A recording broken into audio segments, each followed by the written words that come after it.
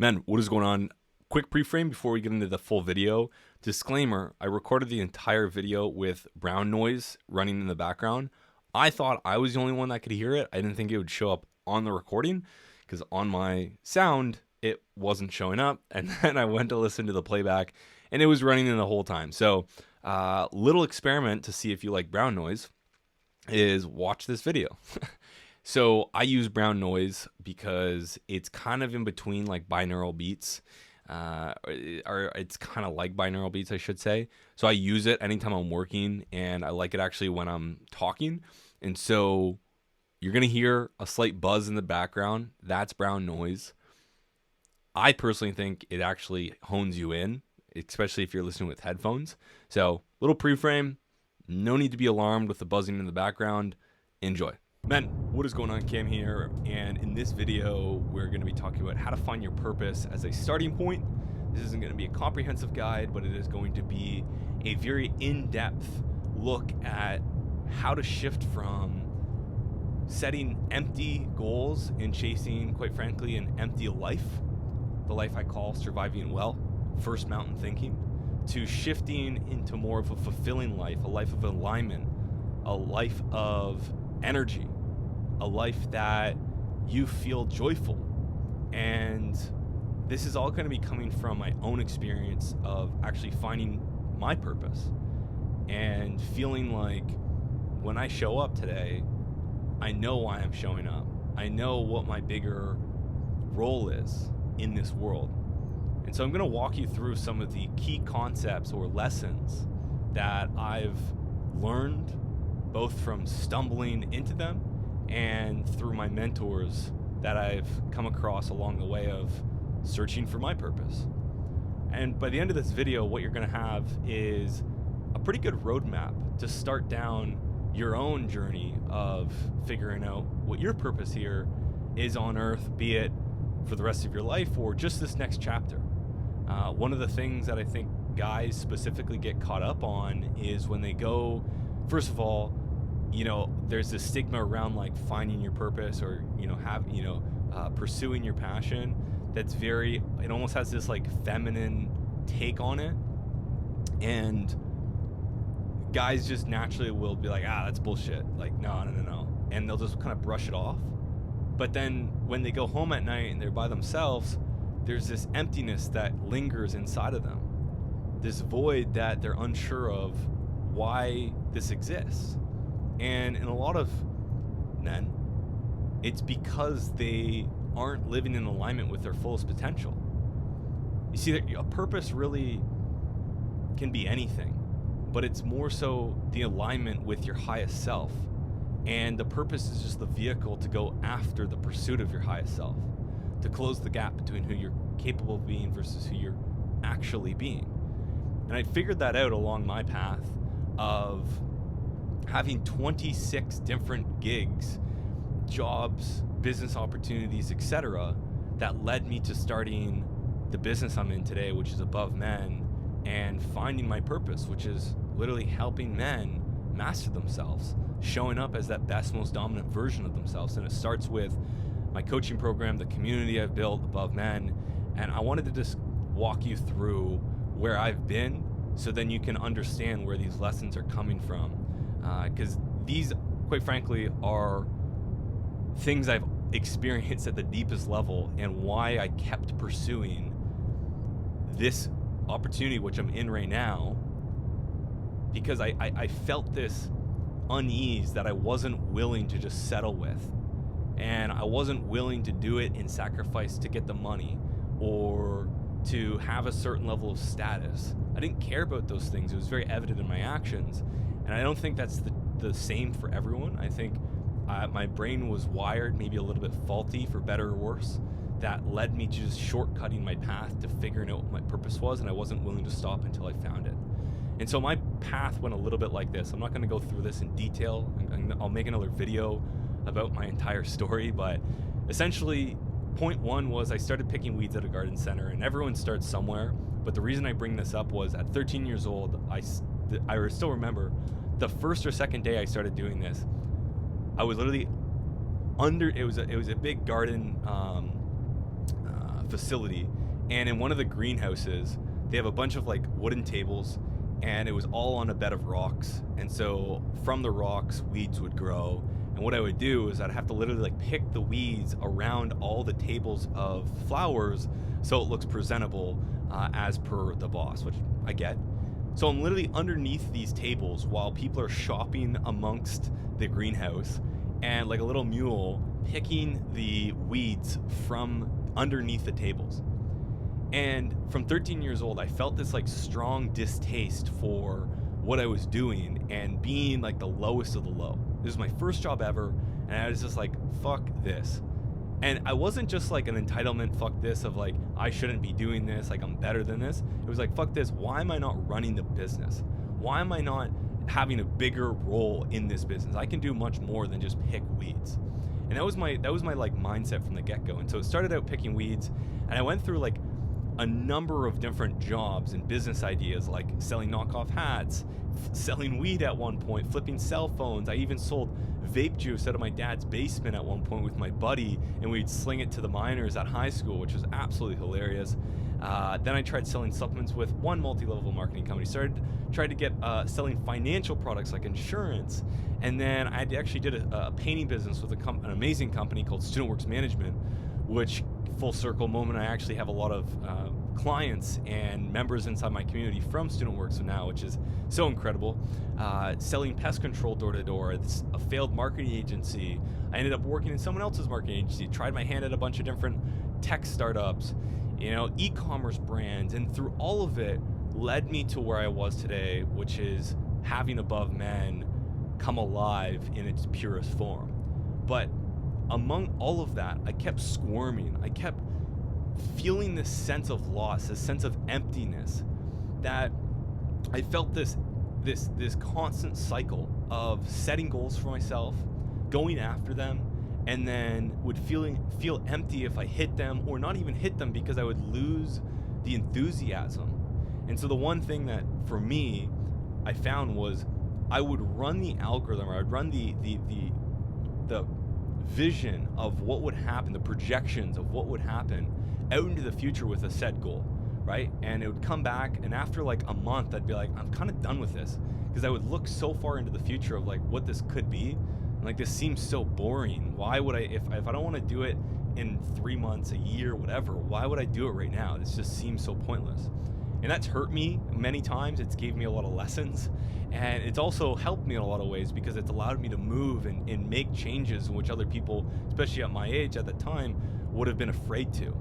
But I came up with this kind of notion of just this sense of empty goals that I kept setting for myself, because I wasn't actually setting it on any real meaning.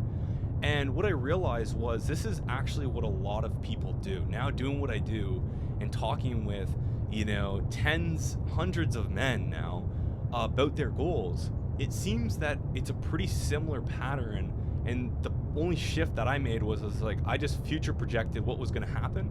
And I was like, wait, this doesn't make sense. Let me actually just like cut by this, and up front it's going to look shitty because I'm going to keep jumping around. But long term, I think this is the right path for me, at least. But what's happening right now is you're probably setting a lot of empty goals. And what this looks like is you have some sort of desire, which typically is adopted from society, from our inherent needs, okay, which is going to be your physical needs being met, okay, food, shelter, water, safety, etc. Then, some sort of like love and belonging. You want to be in a community. You want other people to give you care.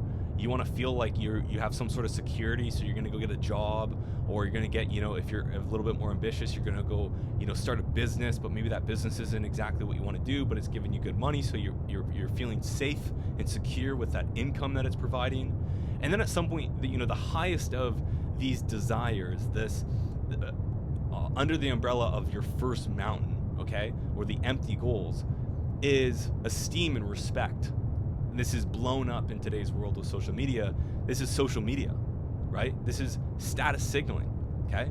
And so you have all of these virtually empty desires, all right, that then you strive for, you get some sort of momentum, you get some sort of like ambitious, drive for, you go and obtain it, you enjoy the fruits of its labor, And then what happens is you're like, okay, well, I have that now, so let me actually go get this bigger thing.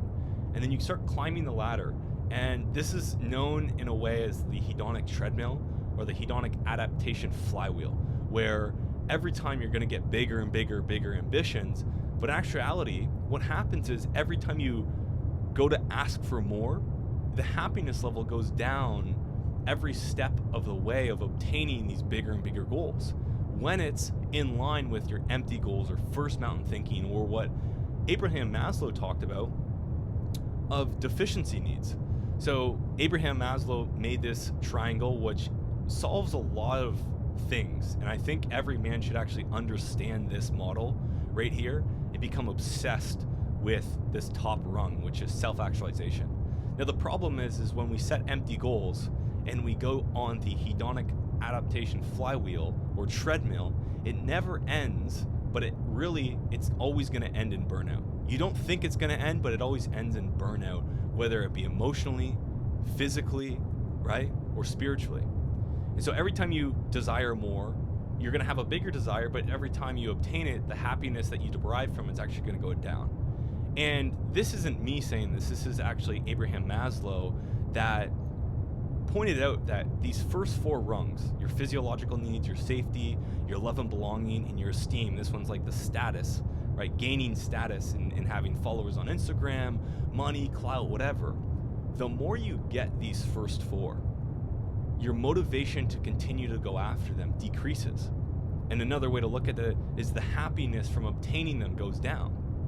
So if you are someone watching this that has actually obtained a significant amount, be it having money, status, accomplishment, whatever that might be, ask yourself, how much happiness I derived from the latest milestone I hit versus the first couple? Did I get more or less happiness from it? Okay? More times than not, the first couple accomplishments you got from these first four rungs, retiring your parents, making your first 100,000, whatever that might have been for you. Maybe it was just your first 10,000, whatever that might have been for you. I bet you got way more fired up the first couple times than you did the 10th and 20th time of that accomplishment, right? And yet you still think, maybe it's this next thing that's going to make me happier. Maybe it's this next car or business that I'm going to start, or, zero in the bank account. But Abraham really nailed it down that all of those fall under the bucket of deficiency needs, okay? And a great way to actually test this theory is something called the then what exercise. And so what this looks like is, and I used to do this without realizing it, is when I talked about earlier about projecting myself into the future and running the model of like what it would be if I did X business or Y, is I use the then what. So what you would do is you'd basically take whatever goal you have right now and extrapolate it as far out into the future as you can. Wherever that goal is, visualize yourself achieving and being in that point in time where you've achieved the goal. Now ask yourself, then what? You achieved it. You got the car, you retired your parents, you did the whatever, then what? What's next? Is it just another materialistic goal? Is it another thing that you're going to chase? Or is there a sense of emptiness on the other side of it? It's like, oh, well, I don't know after that. And if it comes to one of those things where it's just another thing that you want to chase, another like materialistic thing that you're just chasing to chase because there's no real other meaning to life for you right now, or if on the other side of it, when you achieve it and you say, then what? And you visualize, it becomes empty. Well, what's the point of life then?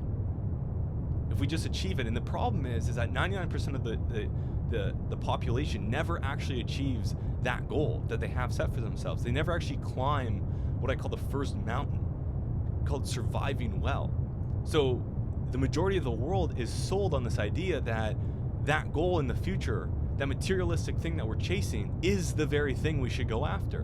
But if you look at all the top entrepreneurs, if you have any entrepreneurial friends yourself, or if you are one, you'll know that's not the case.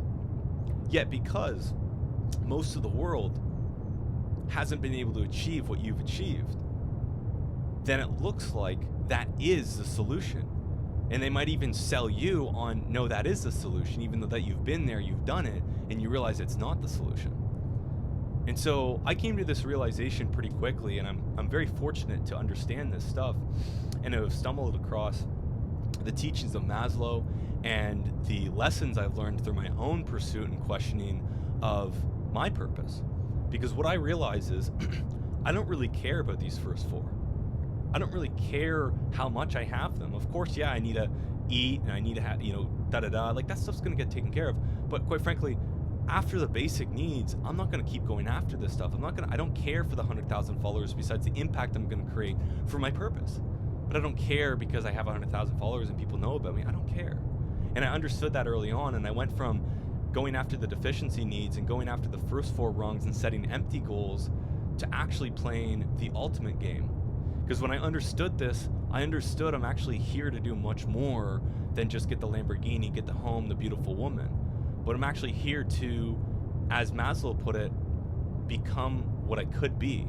And he once said, what one can be, one must be.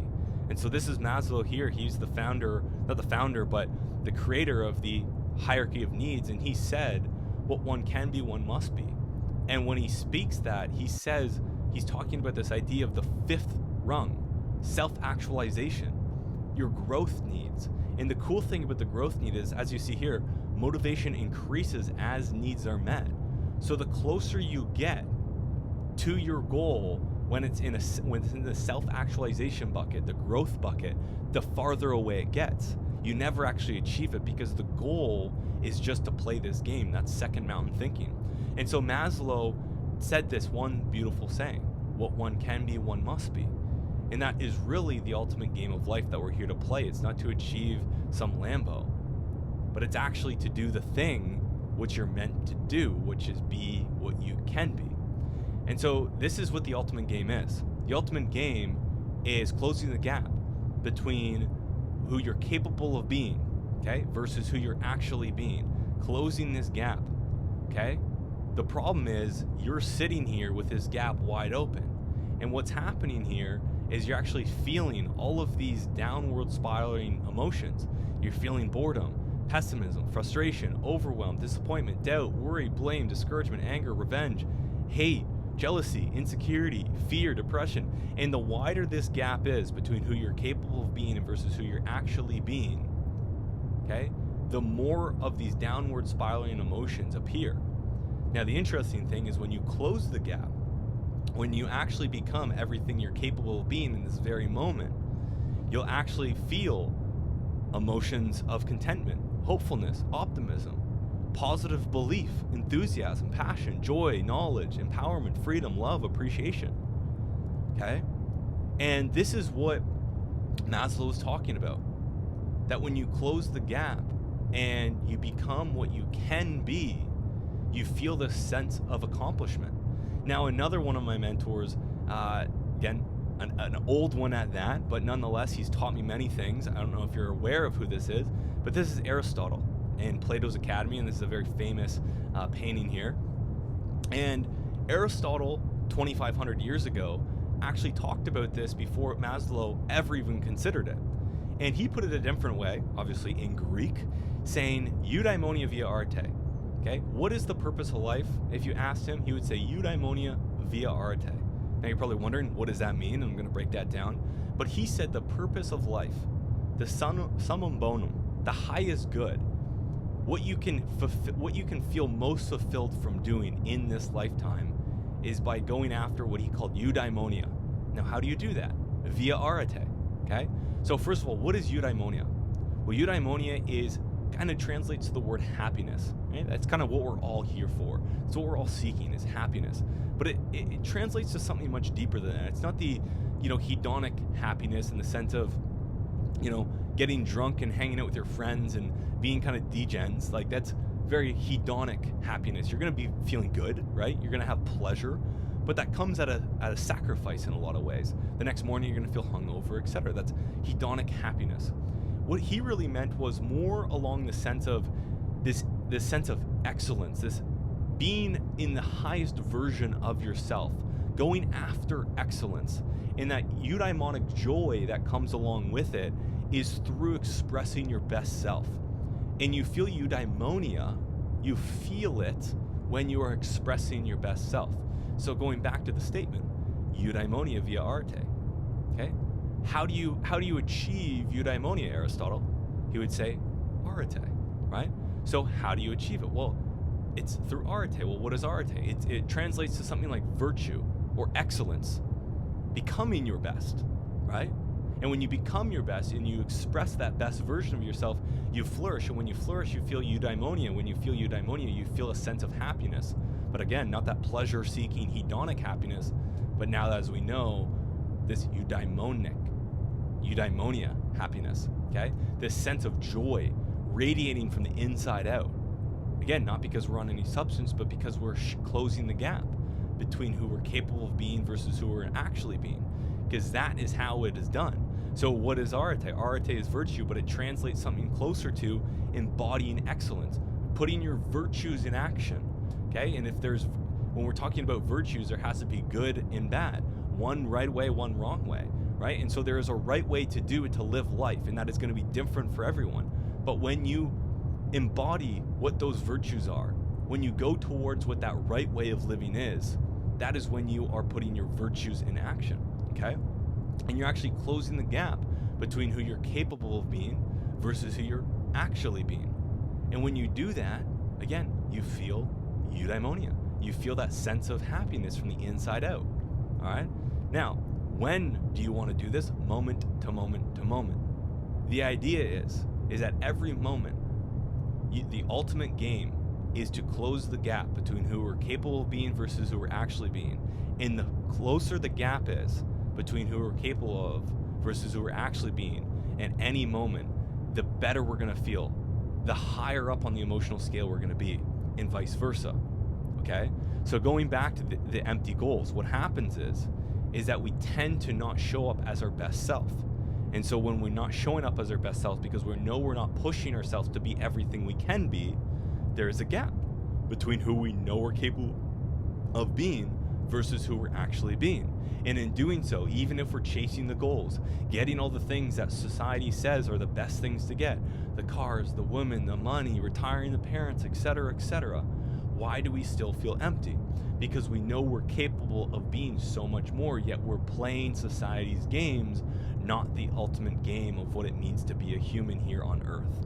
Okay? So if you follow Maslow and if you follow Aristotle and you become what you can be and you seek eudaimonia by putting your virtues in action, you will feel that sense of fulfillment, that sense of purpose.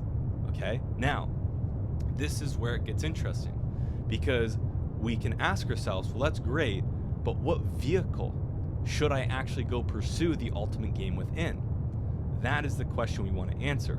Now, before we do that, I want to ask you and sit with some reflections here. I want you to take a moment to think back to the last time you showed up as your best, most dominant self as a man. Now take that feeling and imagine if you could live the rest of your life with that feeling, that version of showing up more and more often as that best self, as that eudaimonic self, okay? That daimon, as we call it, okay? That would feel pretty good, wouldn't it? Now, how do we do that? Again, this is coming back to our purpose. This is where I'm getting to. But you have to understand the ultimate game isn't going after the materialistic things. That sure is going to be part of it, and we're going to have lots of fun driving a Lambo, and it's going to be amazing having sex with a great wife and having the car, etc. But ultimately, the thing that is going to make us feel most fulfilled and showing up as our best, most dominant version of ourselves is closing the gap between who we're capable of being versus who we're actually being. Okay? Now, few more things here before we get into the actual purpose side of things. First is, among all of this, right? I said, how do we do it? We put our virtues in action.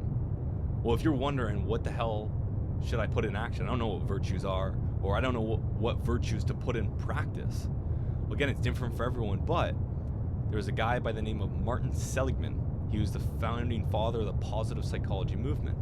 And he went out and he studied all of the ancient philosophies, the different religions, and he came back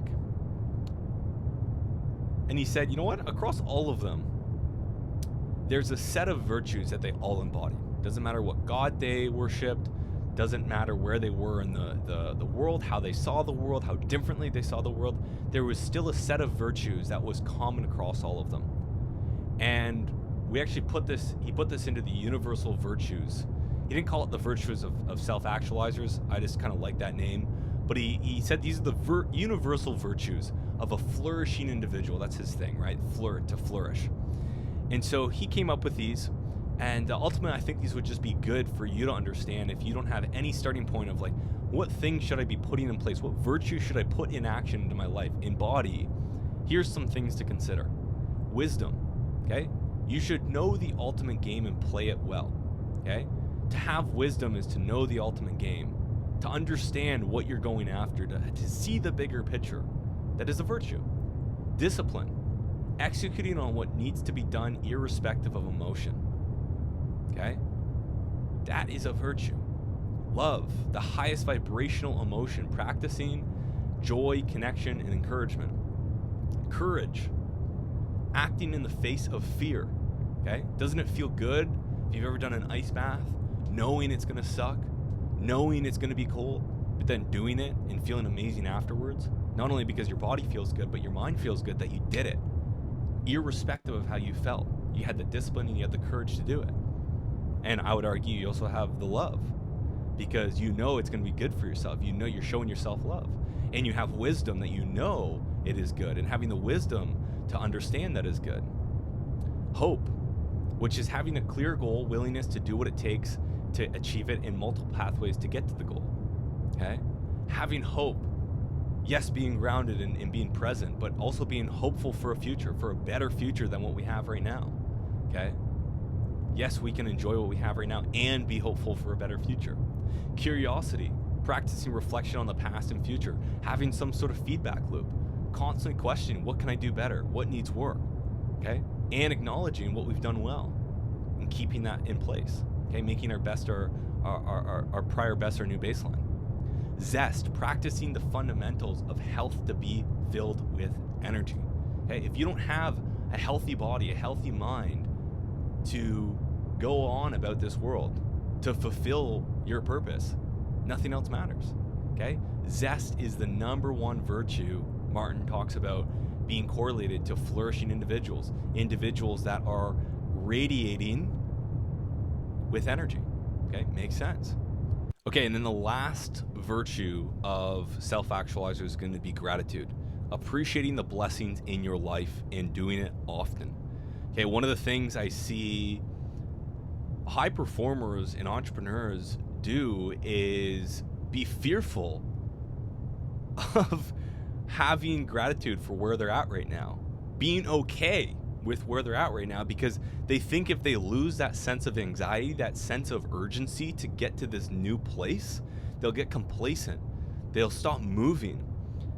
And it's like, dude, sure, maybe you might not move as quick, but it's like, man, if you have the right lens, which is the ultimate game, and you play the game within this lens of closing the gap between who you're capable of being and actually being, ultimately, like, the idea of losing sight of going after what really matters is ludicrous, because it's baked into how you want to operate to feel the best. Eudaimonia via arte, right? Putting our virtues in action, closing the gap.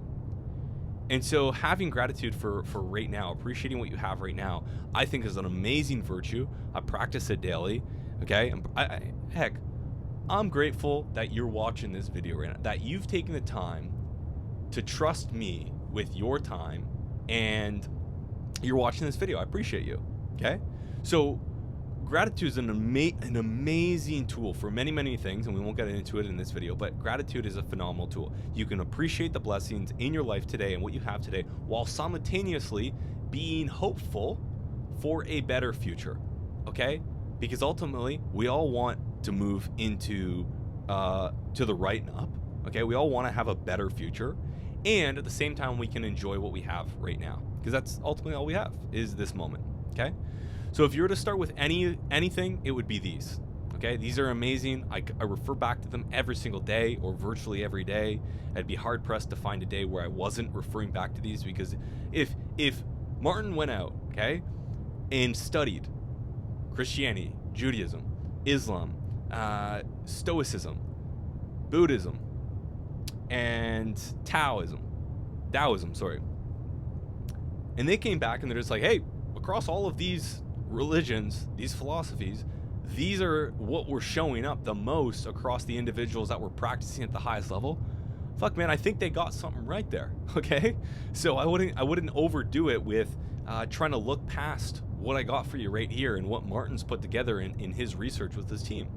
Now, one thing I will extend past this, though, is Maslow's characteristics of self-actualizers. Now, I'm not going to go through these right now because there's 19 of them, but I am going to leave you with access to this, in which case you can go through them on your own accord if you so please.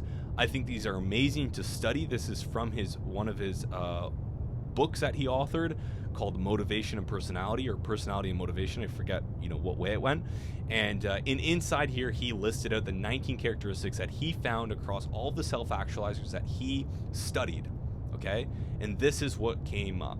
So again, you should probably consider these if you want to play the ultimate game, which Maslow, Aristotle, Martin Seligman, is studying and have proposed, which is closing the gap between who are capable of being versus who are actually being, and self-actualizing being all that one can be. Okay, now to recap here, where are we at? We're at the empty goals. Okay, we understand that most of the goals we make are empty. Why are they empty? Because over time, the more we achieve them, the less they bring us that happiness. And really, the happiness that we're going after doesn't come from the Lambos, chasing the girl, getting the house, etc. It comes from your potential. It comes from eudaimonia. It comes from putting your virtues in action, closing the gap between who we're capable of being versus who we're actually being. All right? Because we know when we're showing up as our best, most dominant version of ourselves, we feel the best. And then going back to that reflection, I urge you to think about that. Think about when you felt the best. Think about when I was, super hammered and I felt so good, hedonically. When did you feel the best about just life in general? When did you feel most aligned with yourself, your highest self? Okay, it was when you were playing the ultimate game. And so 99% of the world is going after empty goals. The more we achieve them, the less happiness they bring us, and the less we want to go after them, which makes complete sense, because if you look at the old people of the world, they've even if they achieved a little bit, they don't continue to go and achieve stuff if they aren't playing the self-actualizing game. And so what happens is the gap gets really big between who they're capable of being versus who they're actually being, because they aren't playing the real game. Okay, and hence why all old people are cranky, and they're filled with fear. They're filled with all of these negative emotions, because the gap got so bloody big. Okay, so we got to play the ultimate game. That is what we're really after. If we go back to the whole thing of how do you find your purpose? Okay, really all it is it's playing the ultimate game and using some vehicle as a means to playing the ultimate game. Okay, and that is giving us that sense of purpose. All right, now that's the last piece. We got to find fulfilling goals, and what that means to you versus me versus the next guy is going to be radically different. Okay, but we got to understand is that we got to move from first mountain thinking to second mountain thinking, or better yet, goal setting. What is first mountain thinking? This is a concept from David Brooks, author of The Second Mountain. He talks about 99% of people are climbing the first mountain, and unfortunately, the majority of us never actually reach the top of this first mountain, and hence, the top of it seems like an allure and seems like this holy grail, which is surviving well. In actuality, it's not the only thing we want to go after. Okay, so we want to move to the second mountain, which is fulfilling your purpose. All right, sorry about that, gents. Just had to grab something. So, because 99% of the world hasn't actually achieved climbing the first mountain, they haven't actually achieved surviving well. And again, surviving well is different for everyone. I think there's this theory of of a thermometer, that everyone has this different set point to what it means to survive well. And I think that's why, like, you know, certain entrepreneurs will go to extreme lengths to survive well, because that's different from the, you know, the individual that's good with $100,000 income, a house, right? And so what we're looking at here is moving from the empty goals to the fulfilling goals. And how do we do that? By playing the ultimate game within the vehicle of a purpose. And we do that by going from the first mountain, surviving well, to the second mountain, which is fulfilling your purpose well. Now, a few notes on moving from first mountain to second mountain and expectation settings when you do that. So first off, breaking down what the second mountain really is.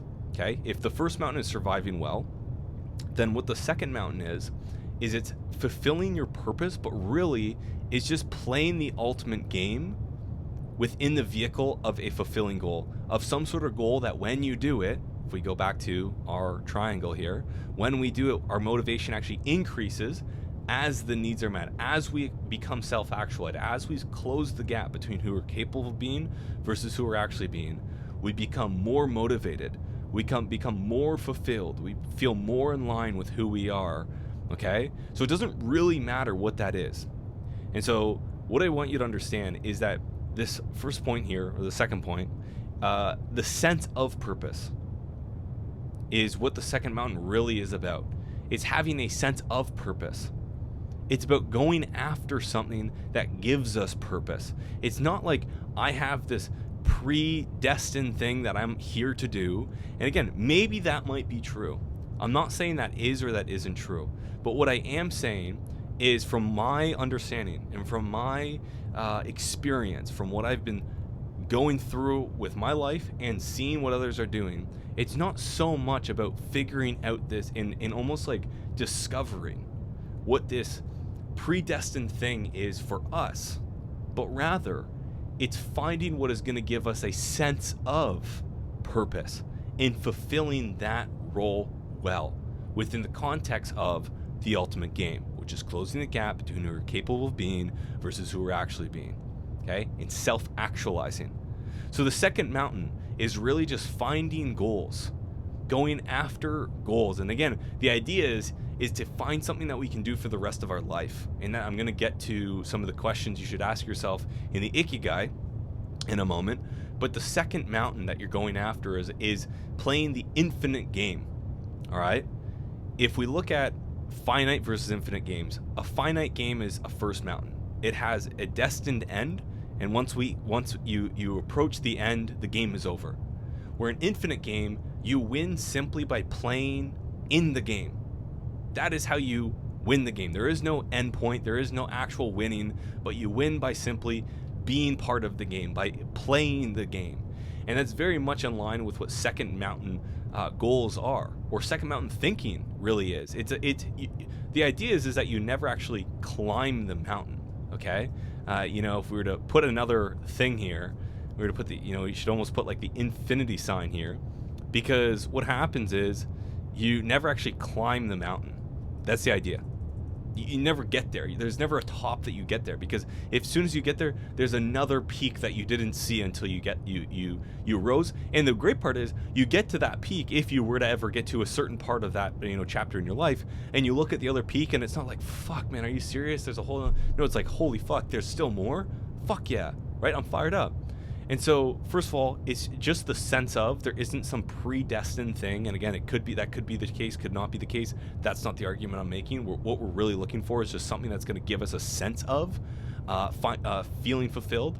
And again, there's things that we're going to be better at, which is going to make us feel more aligned. All right. And the other piece is the timing. So another expectation when you move from first mountain to second mountain, this might not pop up right away. Okay, when you actually start thinking about something that is going to give you a sense of purpose, this larger than life goal that to go after, this might not be clear at first, okay? Because one thing you're going to realize is going after the money goals or the business opportunities that are typically sold to you for the sake of earning money, all of a sudden won't be that appealing. So you need to go almost like a level deeper, and typically that comes with impact. That comes with some sort of real change in the world that you're going after to solve for, okay? serious problems in the world.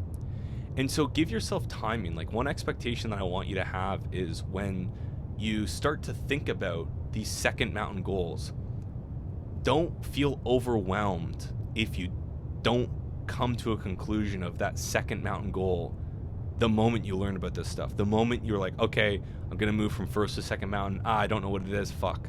I'm screwed. I must not have a purpose. I must not, have this bigger destiny for me. No. Like, you need to spend time. Like, if we go back to where I came from, for virtually since this very first thing, I had this internal, like, squirming until I finally launched Above Men, that I felt that I constantly needed to figure out what I was doing. For basically from until I was 13 years old until I was 24 years old, 11 years of me just running around feeling lost and clueless, which was completely fine, okay? But I want you to understand that now that you understand this information, don't feel all of a sudden overwhelmed that you don't know what it is because you thought about it for 20 minutes. Like, when I actually, and truthfully, in the memo, this is off the back of the memo that I dropped on aboveclub.co/memos, which you should subscribe to above memo to men. Link below. What I really described was the moment I actually knew I was going to make the change and actually try to pursue the thing that would give me the most alignment to a higher purpose in this current chapter of my life. It took me realistically about 5 to 7 months of constant thinking, week over week, sitting down, reflecting, questioning. You can even look in some of my past YouTube videos. I even talk about it, and I start talking about this stuff. So give yourself space, which brings up the last point, which is thinking. Okay, this video by Sam Ovens, How to Make Decisions, I would highly recommend going and watching part 1, because you need to give yourself space to think. And this is going to be radical for some of you that have never done this, that you've been go your entire life, and you've never given yourself any time of day to think and just gain clarity and gain peace of mind. But when you do, a lot of answers come from that, but you have to give yourself the space to think, and you have to give yourself the container to think within. And as Sam puts it in part 1 of this video, you need to reduce your load. You need to remove a lot of this nonsense in your life that is stopping you from going deep on what really matters to you, which is the topics we're talking about. So that's moving from first mountain to second mountain thinking, okay? So hopefully that was helpful in understanding this. And again, I break this down even further or in similar fashion in the memo over at aboveclub.co/memos. Check it out below. But now what I want to do is I want to take you through a few questions to ponder when considering how to figure out what your purpose is, what that initial thing you're going to devote yourself to and actually feel in alignment with.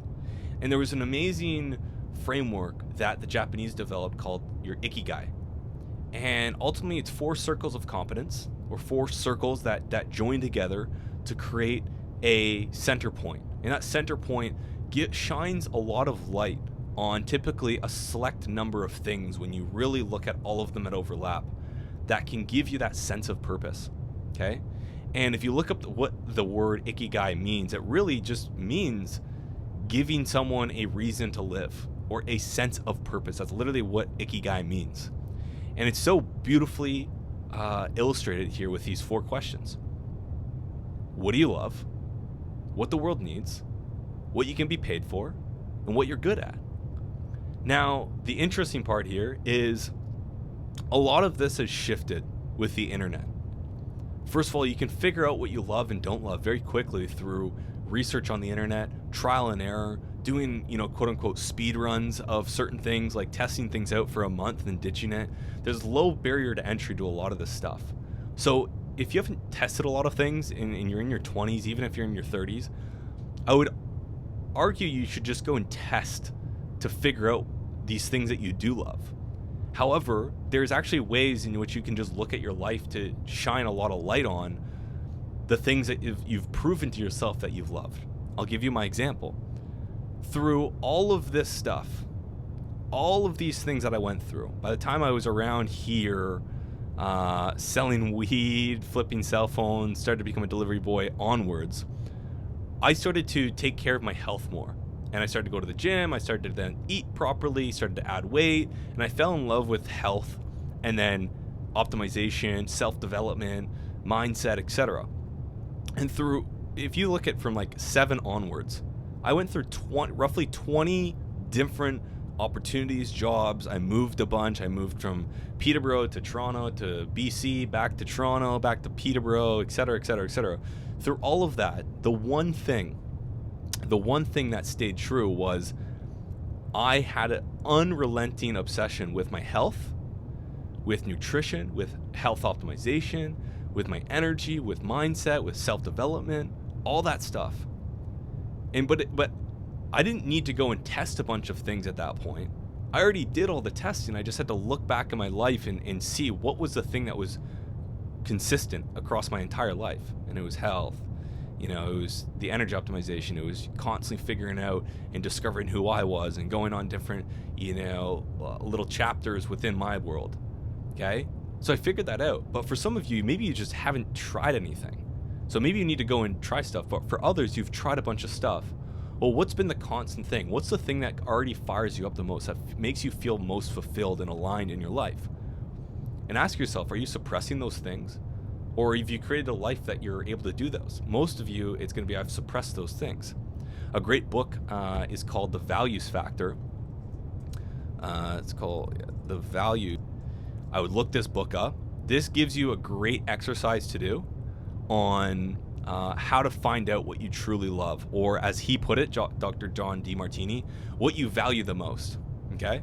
So that's the first one. The second one is, what are you good at?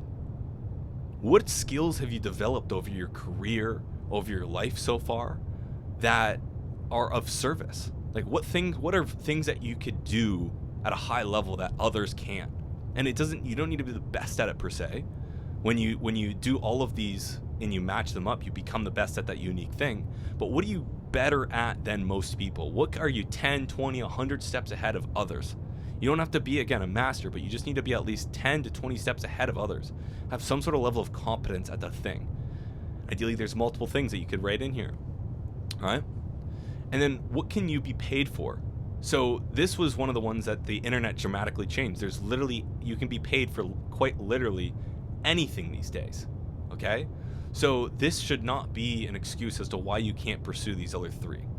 And this one, I think, really helps shine a light on purpose and fulfillment and meaning, I think would be the right word here, which is what the world needs, So I'll give you an example from my story. And actually, you know what, as I do that, I'll just open mine up. And so here's mine.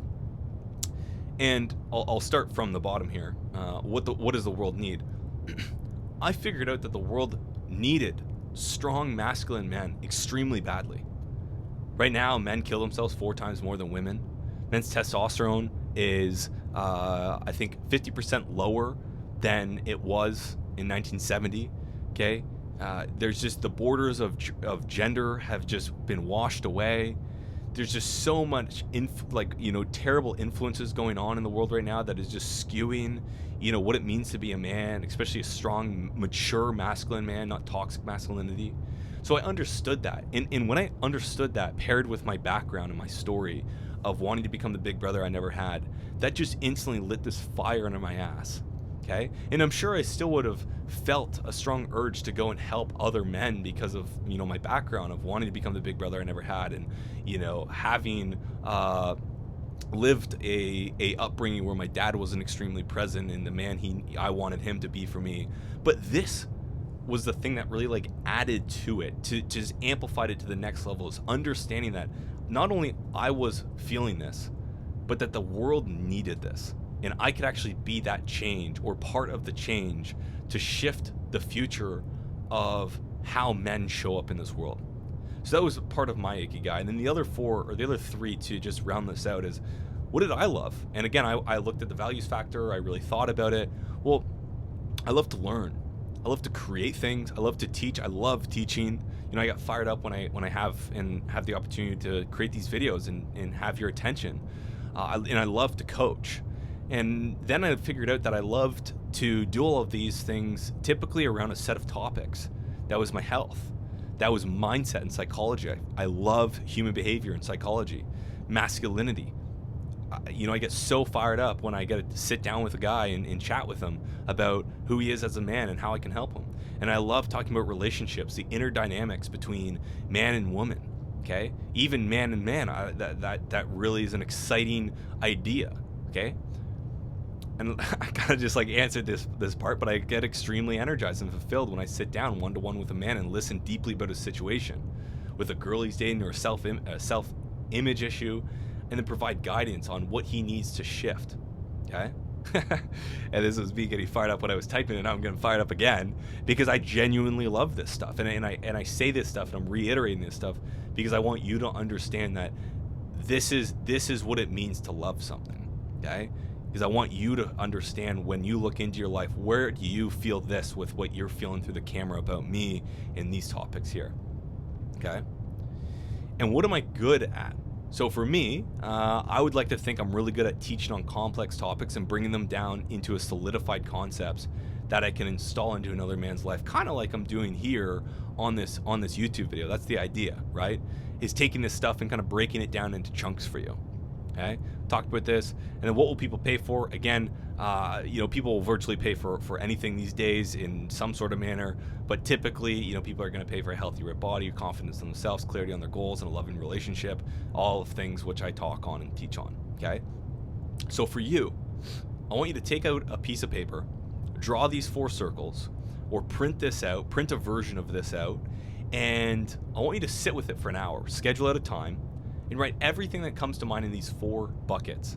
And then I want you to keep this close by. Over the coming weeks or even months, random ideas around these 4 buckets will continue to appear in your mind, and I want you to grab this piece of paper, grab your journal, whatever, and I want you to write it down ASAP.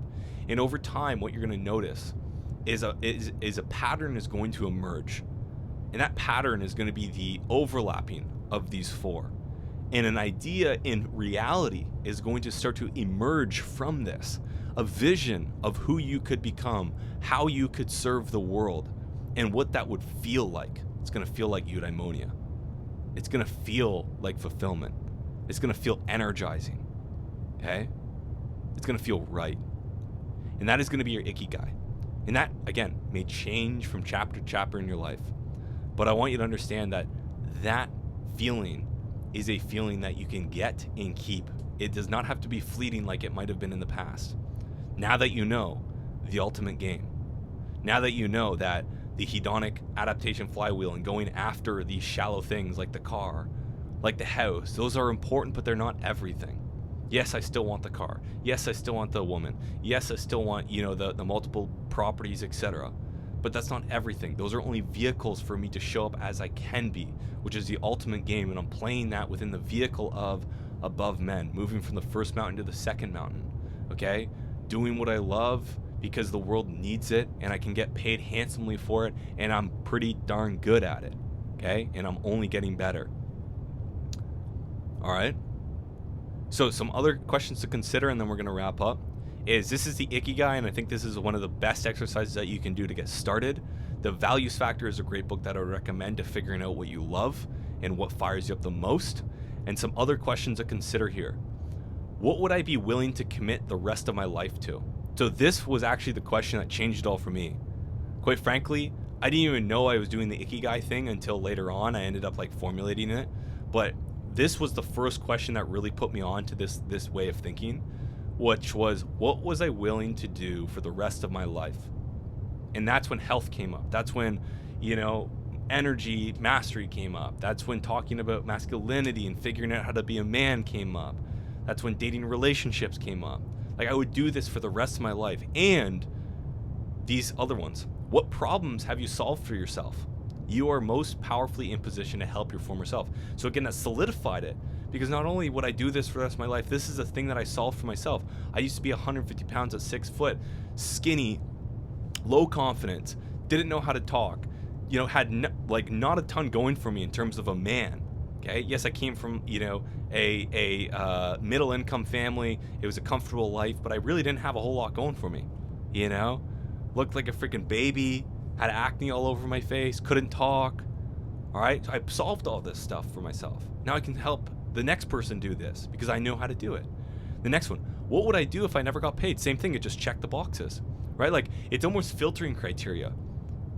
Once you figure this stuff out, you run these through as many questions as possible, and if it keeps coming back the same answers, you can have more and more confidence and certainty that this is your purpose. This is the thing you should lean into. This is a superpower that is going to light you up anytime you engage in it. Next question, what would I do if I never got any external validation for it? Okay? What would you do if no one ever knew you did the thing? If you could never get respected or use it as a status play, would you still do the thing? Okay? And lastly, what do you research slash read about most? All right?